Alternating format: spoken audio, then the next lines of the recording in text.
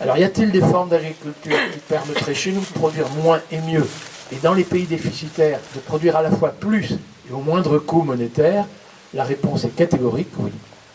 Oui, il est parfaitement possible de nourrir correctement et durablement l'humanité tout entière, 7,6 milliards d'habitants aujourd'hui, 9 milliards et demi sans doute, même si les démographes, là il y a des débats en ce moment, mais disons 9 milliards et demi en 2050, et puis dans les bonnes nouvelles, il y en a quelques-unes, dans certains pays émergents, il y a des gens qui sortent de l'extrême pauvreté et ont enfin accès à quelques œufs, un peu de lait, un peu de viande. Chez nous, on est plutôt attentif, et j'imagine que dans vos questions, il y aura est-ce qu'on doit devenir végétarien, mais chez nous, on a plutôt à se dire, oulala, mangeons moins de viande, la viande rouge contribue à l'effet de serre, les ruminants émettent du méthane, c'est coûteux en énergie, il faut entre 3 et 10 calories végétales pour fabriquer une calorie animale, mais même comme ça, s'il y a dans les populations, souvent pays émergents, ça peut être la Chine, le Vietnam, des pays très densément peuplés, où beaucoup de gens sortent de l'extrême pauvreté, ça veut dire que la demande en production végétale dans les 30 ans qui viennent va sans doute plus que doubler. Je parle de la production végétale, à la fois pour nourrir des animaux et ensuite des humains. Et la réponse néanmoins, techniquement parlant, la réponse est catégorique, oui. Il y a des formes d'agriculture qui permettraient de nourrir correctement et durablement l'humanité tout entière. Alors le petit cours d'agroécologie, comme je dis, c'est, on va ne pas oublier que l'objet de travail des agriculteurs, c'est des écosystèmes agricoles. Alors je reviens un peu sur la conférence d'hier, qui ne sont plus complètement naturels, ça nous a été dit hier très clairement, la nature, en France quasiment, moi on me disait autrefois le massif des Baumes, c'est les dernières forêts primaires, mais quasiment en France, il n'y a plus de forêts primaires et d'éléments naturels. Tout a déjà été aménagé par des agriculteurs. Et dans les bonnes nouvelles, il faut savoir que le bocage breton, par exemple, on peut aller en Corrèze, mais ça n'a rien de naturel. On aurait essayé de la nature, ce serait de la forêt ou ce serait de la lande, mais un bocage, rarement les gens commencent à dire « Ouh là là, c'est pas durable ». Non, l'humanité a su parfois aménager des environnements à la fois productifs et durables. Moi, ma première expérience professionnelle, je vais peut-être déjà raconter dans les conférences antérieures, donc vous savez que je radote, mais on m'envoyait à Madagascar enseigner la riziculture améliorée à des femmes malgaches analphabètes, et j'enseignais une variété, paille courte, feuilles érigées, haut potentiel de rendement, mais quand même un peu gourmande en engrais, sensible aux insectes, donc j'enseignais les engrais de synthèse et les insecticides. Et ces femmes malgaches m'ont vite dit, d'abord, mes bons conseils, ma riziculture améliorée, m'ont dit que je pouvais la qualifier de empirée, parce qu'avec mes engrais, j'étais en train de tuer les poissons, les grenouilles, les escargots, les canards, toutes leurs sources de protéines. Donc que la rizière était un écosystème, et c'est pas un champ de riz, c'est un écosystème dans lequel il y a une multitude des végétaux, le riz, des plantes aquatiques, il y a des... Alors elle ne m'avait pas dit qu'il y avait des cyanobactéries, mais en tout cas il y a des cyanobactéries, il y a des canards, des poissons et autres. Et donc eux, le rendement, c'est pas le rendement du riz qui les intéresse, c'est le rendement de l'écosystème entier, y compris les protéines. Moi j'étais en train de tuer les protéines. Puis ces femmes m'ont dit, mais regardez les canards, monsieur Deschamps, ils sont en train de picorer ce que vous appelez mauvaise herbe. Et je partage l'idée qu'il ne faut plus employer le mot mauvaise herbe, ça a été dit hier, indésirable éventuellement. J'étais en train, moi, de mettre des herbicides pour tuer ces herbes adventices, alors que le canard, lui, picore les herbes adventices et pas le riz. Il trouve que le riz est trop siliceux, c'est pas bon à manger, mais par contre, toutes les herbes autres, il mange. Et puis regardez, ils me disent, c'est en train de picorer les cicadelles, les insectes pour lesquels vous mettez un insecticide.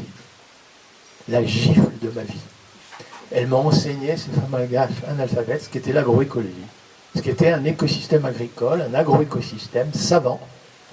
Et si l'Asie est si densément peuplée aujourd'hui, et si l'Asie a maintenu ses forêts vierges aussi longtemps, c'est aujourd'hui qu'on les déforeste, c'est les palmiers à huile aujourd'hui qui sont en train de déforester des forêts qui ont été préservées parce que ces humains et les humaines ont été capables d'inventer des écosystèmes agricoles qui étaient à la fois hautement productifs et durables.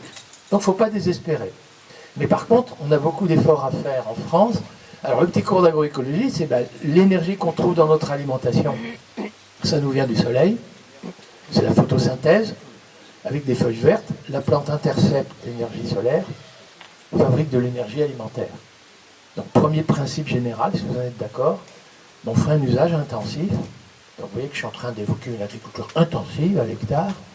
Ah oui, parce que l'agriculture extensive, étendre les surfaces, déforester la forêt amazonienne pour nourrir nos poulets avec du soja, et déforester la forêt congolaise ou de Bornéo pour faire des agrocarburants, c'est pas intelligent.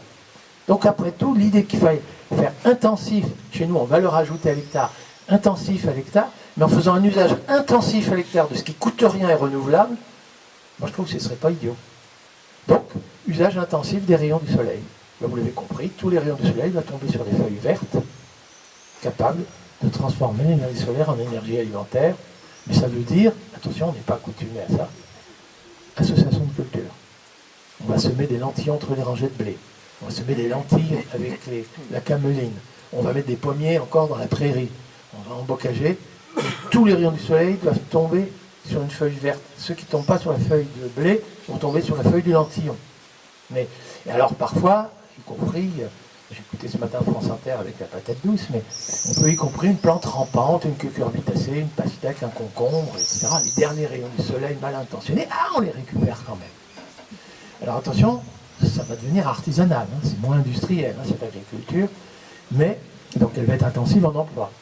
Mais l'idée, c'est bien ça. Usage intensif avec une couverture végétale la plus totale possible et la plus permanente possible. Donc hiver, printemps, été, automne. Sous la neige, il n'y aura pas de photosynthèse, j'en conviens. Mais dès que la neige a disparu, hop, le moindre rayon de soleil, on récupère.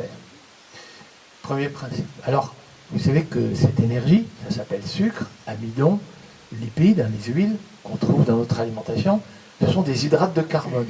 Hydrates de carbone, vous entendez, hydrate, c'est l'eau, et carbone, c'est le carbone. Alors, où trouve-t-on du carbone? Dans le gaz carbonique de l'atmosphère. Mais vous n'êtes pas sans savoir, il n'y a pas pénurie annoncée de gaz carbonique dans l'atmosphère. Il n'y a pas pénurie annoncée de rayons solaires non plus. Mais, donc si on pouvait faire un usage intensif de ce gaz carbonique, la plante va prendre le carbone, va libérer l'oxygène, c'est pas mauvais pour nos poumons. Et avec ce carbone, fabriquer du sucre, de l'amidon, des lipides, des racines, des tiges, des pailles, et séquestrer du carbone dans l'humus des sols, ben je suis pour.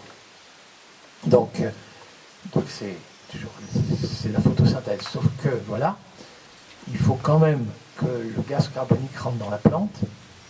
Et pour qu'elle rentre dans la plante, elle rentre par des petits trous. C'est les petits trous par lesquels la plante transpire. On appelle ça stomate, les biologistes. Et la plante, elle transpire un peu comme nous. Quand il fait chaud, quand il fait sec, on voit bien la plante transpire. Et elle est capable, la plante, nous, il faut boire tout de suite. Quand on a chaud et qu'on sue beaucoup, il faut boire tout de suite, sinon on meurt de déshydratation. Mais la plante, elle est capable de résister au stress hydrique en arrêtant de transpirer. Et pour arrêter de transpirer, elle ferme les orifices par lesquels elle transpire. Oui, sauf qu'elle vient de fermer les orifices par lesquels le gaz carbonique pouvait rentrer dans la plante.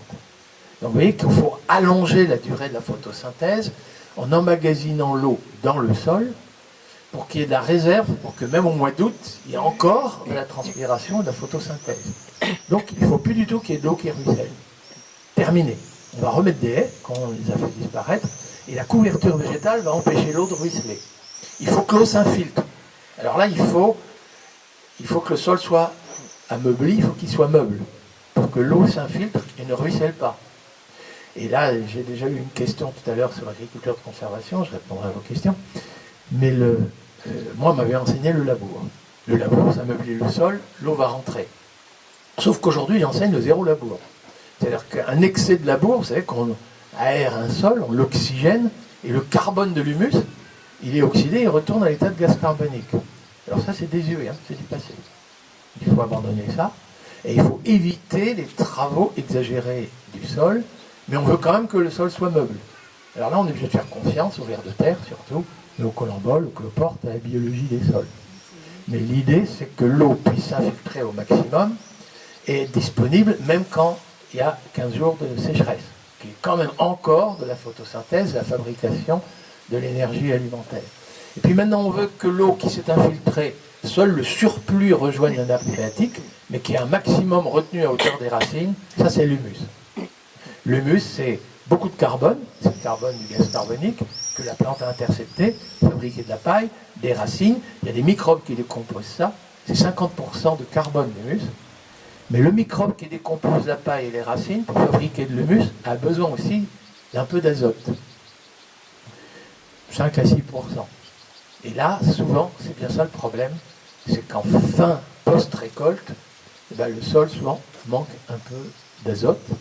Et alors il y a des gens qui vont vous dire, en apportant des engrais azotés de synthèse. Alors attention, on a surtout besoin d'azote dans notre alimentation parce que c'est un constituant des protéines. Les protéines, c'est les hydrates de carbone sur lesquels on rajoute de l'azote. Mais quand même, troisième bonne nouvelle de la matinée, c'est que l'azote pour fabriquer les protéines, c'est l'azote de l'air. 79% d'azote dans l'air. Pas de pénurie avant des siècles et des millénaires. Donc allons-y, faisons l'usage intensif de l'azote de l'air pour aider la plante à fabriquer des protéines. Et là, le problème, cette fois, c'est que rajouter de l'azote sur un hydrate de carbone et fabriquer une protéine, c'est coûteux en énergie. Et là, il y a bien deux méthodes. La méthode désuète de l'agriculture industrielle, c'est je vais apporter des engrais azotés de synthèse, de l'urée, de l'ammonitrate, du sulfate d'ammonium, fabriqués avec de l'énergie fossile. En France, c'est du gaz, l'Europe de l'Ouest, c'est plutôt du gaz naturel russe ou norvégien. Mais ça peut être du pétrole. Alors ça, c'est désuet. Énergie fossile, ça, c'est fossile. Donc il faut être très économe en tout ce qui est fossile. Donc on oublie les engrais azotés de synthèse, il faut trouver une alternative. Tous les agriculteurs du monde entier connaissent l'alternative. Il y a des plantes, les légumineuses, c'est le trèfle, la luzerne, le sainfoin, le lotier, mais c'est aussi le pois fourragé, la févrole, le lupin, et c'est aussi pour nous directement les lentilles, les haricots, les petits pois, les fèves, les pois chiches, ces légumineuses riches en fibres, donc moins de cancer du côlon de plus. Et donc on connaît l'alternative. C'est dans nos rotations, ou même dans les associations de culture, on va intégrer des légumineuses. Et je vous dis tout de suite, en France, on est déficitaire pour près des 2/3 en protéines. Vous savez qu'on importe du soja, du tourteau de soja, en provenance du Brésil, de l'Argentine et des États-Unis. Nous sommes très déficitaires en France et en Europe. L'Europe des 27, c'est pareil, c'est même pour les 3/4. Nous sommes très déficitaires en protéines végétales, que ce soit pour nous nourrir, nous, directement, le cassoulet, le castelnaudari. Alors, il y a quand même le haricot tarbais. Mais regardez, la plupart du temps, ça vient d'Argentine, les haricots secs. Donc, on devrait reconquérir notre souveraineté protéinique. Et évidemment, tous les poulets, les volailles, en France, c'est quasiment que du soja transgénique importé des Amériques. Alors là, il y a mieux à faire, très honnêtement. Et moi, je le savais déjà, mais j'ai entendu le président Macron, quand même, par 2 fois déjà, qui nous a promis un plan protéinique.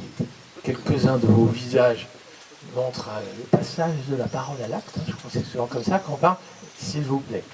Mais, oui. Bon, mais à partir du moment où c'est promis, moi, je m'autorise à rappeler. Et il nous faut impérativement retrouver notre souveraineté protéinique.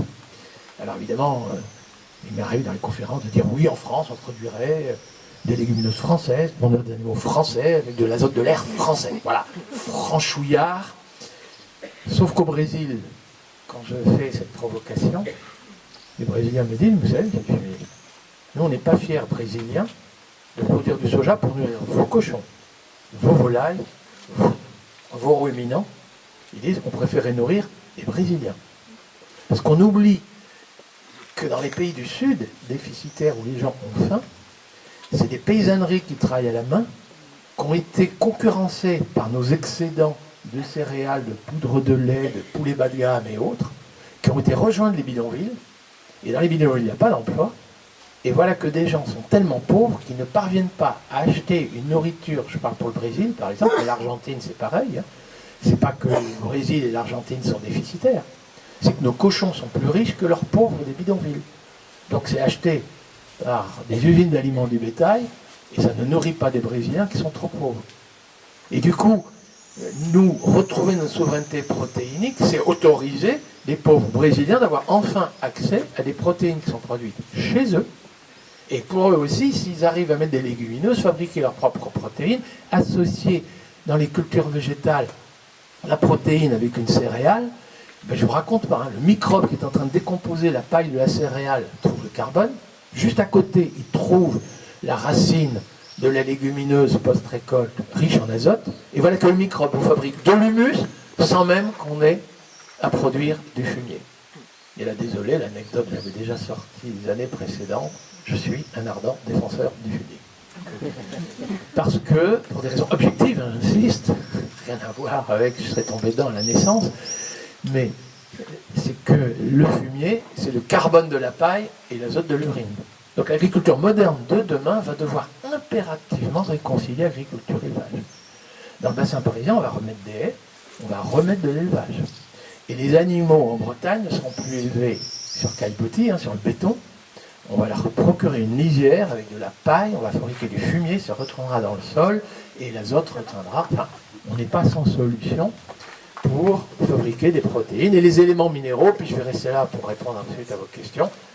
Là, les éléments minéraux, c'est un peu plus compliqué, parce qu'effectivement, on a besoin de calcium et autres, et plus on en prend dans le sol pour en manger, après ça repartira peut-être dans nos urines, et fertiliser des algues vertes sur le littoral breton, mais plus on en prend dans le sol, plus il faut envisager d'en remettre.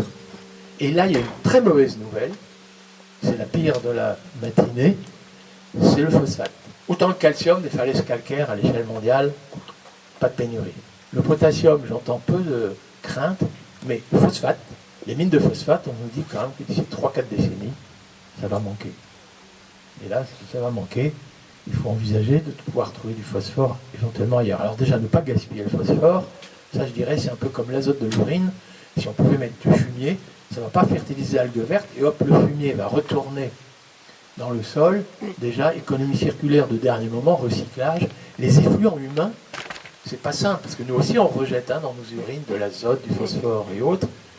Là, si ça rejoint des eaux industrielles usées, qu'il y a du cadmium, du plomb, du mercure, les boues d'épuration, très gaffe. Je ne suis pas contre les boues d'épuration, mais il faut quand même faire l'analyse, y a-t-il ou pas des métaux lourds. Ça, c'est pas bon non plus dans l'alimentation. Donc là, on n'est pas très à l'aise. Il y a les latrines sèches, je me conviens, ça, on est habitué, mais j'ai plaidé pour les latrines sèches dans les salons du 16e arrondissement de Paris, j'ai pas eu que du succès. Donc, et du coup, dans mes provocations, c'est maintenant hiérarchisé. Je tarde un peu avant de faire cette proposition. Mais il nous faut trouver du phosphore ailleurs. Alors la réponse, quand même, c'est quand même une bonne nouvelle. Et y a-t-il du phosphore pour nourrir l'humanité tout entière dans les décennies et siècles qui viennent? La réponse est quand même oui. En quantité suffisante, c'est quand même oui. Mais attention, à faible dose. Et où ça? Entre nous, ici sur Terre, et le magma en profondeur. C'est-à-dire la roche, le granit, le schiste, le grès, les falaises calcaires, ce sont des éléments minéraux. Mais réduire cette roche en poudre fine, surtout le phosphore, pour que la plante puisse absorber le phosphore, je vous dis tout de suite, même avec les phosphates naturels, il faut que la poudre soit extrêmement fine pour que le phosphore soit assimilable. Donc tant qu'on dépend d'énergie fossile, on ne va pas réduire, il y a des kilomètres de roche, donc là on ne manque pas de phosphore. Mais tant qu'on dépend d'énergie fossile, oublions ça.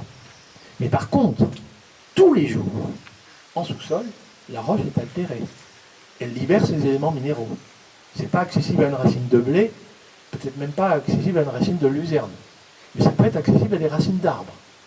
Si l'arbre a une racine profonde, avec ses racines est capable d'intercepter les éléments minéraux, ça va remonter avec la sève, ça va aller dans la feuille remonte tombe à terre, et ça fertilise la prairie. Le pommier dans la prairie joue un rôle fertilisant.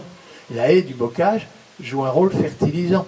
Vous avez des agriculteurs, les hautes tiges de la haie, ils coupent les rameaux, ils font du bois raméal fragmenté, comme on dit, et fertilisent leurs légumes ou leurs plantations fruitières. Donc, on peut récupérer cette fertilité-là avec, alors on appelle ça agroforesterie, réembocagement, culture de parc arboré, qu'importe. C'est compliqué, vous l'avez deviné, parce qu'il faut gérer l'ombrage.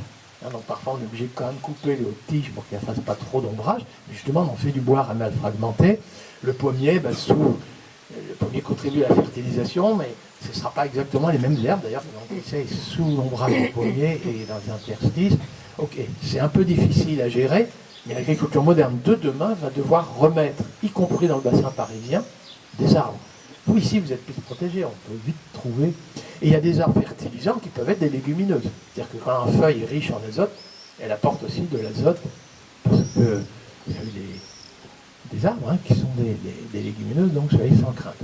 Donc on n'est pas sans solution. Et alors la solution la plus moderne, et puis je vais en rester là à répondre à vos questions, vous avez des champignons, un peu comme la truffe, qu'on appelle champignons mycorhiziens, qui s'incrusent dans la racine de l'arbre, ou qui s'incrusent dans la racine de la plante annuelle, développent cette espèce de moisie, ce mycélium, vous savez, très très fin, et ces champignons sont capables d'aller débusquer des éléments minéraux qui sont dans la couche superficielle du sol, mais dans les argiles, entre les feuillets d'argile, comme on dit, et la plante, même avec ses racines les plus fines, n'arrivait pas à les retirer.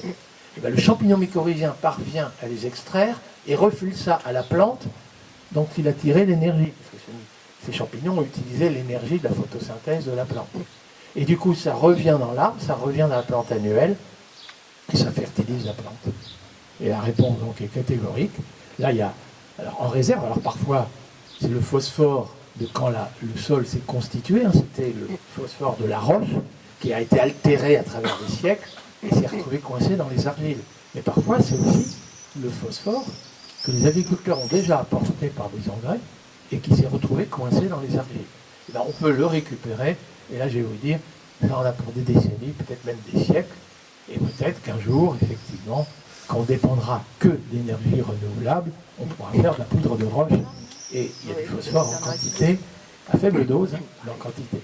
Bref, nourrir correctement et durablement l'humanité tout entière, si vous posiez la question que techniquement, est-ce qu'on pourrait avoir une alimentation équilibrée sans perturbateurs endocriniens et tout ce genre de choses, la réponse est catégorique, oui. On fait l'usage intensif de ce qui est renouvelable et gratuit, on est très économe en énergie fossile, et on se passe totalement des agrotoxiques. Alors évidemment, il faudrait rajouter que les abeilles peuvent jouer, aider à la fécondation, que les coccinelles peuvent neutraliser les pucerons, les mésanges bleus qui sont dans les hautes tiges, manquant l'écho, vont s'attaquer au lard du carpocaps, et du coup vous aurez des pommiers qui ne sont pas attaqués, et puis effectivement, vous pouvez mettre des nichoirs à chauves-souris, etc. Un écosystème avec une interaction entre tous ces êtres vivants, végétaux et tout. Et je rejoins totalement ce qui a été dit hier. L'agriculture moderne de demain, elle n'éradique plus. L'idée, on éradique un ravageur, une herbe indésirable. Non. On vit avec, on minore la prolifération, donc on lui met des concurrences à cette herbe adventice, on met des coccinelles qui vont neutraliser un grand nombre des pucerons, mais on n'éradique plus. L'agriculture moderne de demain n'éradique plus, on vit avec, on minore la prolifération, on minore les ravages. Vous avez des insectes piqueurs-suceurs, sélectionnons des variétés velues. Insectes piqueurs. Oui, velus. Pas assez de poils. Désolé. Attention, le moustique tigre. Mais il faut vivre avec et voilà. Mais je ne vais pas vous montrer mon torse, moi j'ai pas de problème. Voilà. Et si vous craignez les chenilles, lisse. Le papillon dépose son œuf, hop, ça tombe à terre. Et donc il n'y aura pas de développement de larves sur la feuille.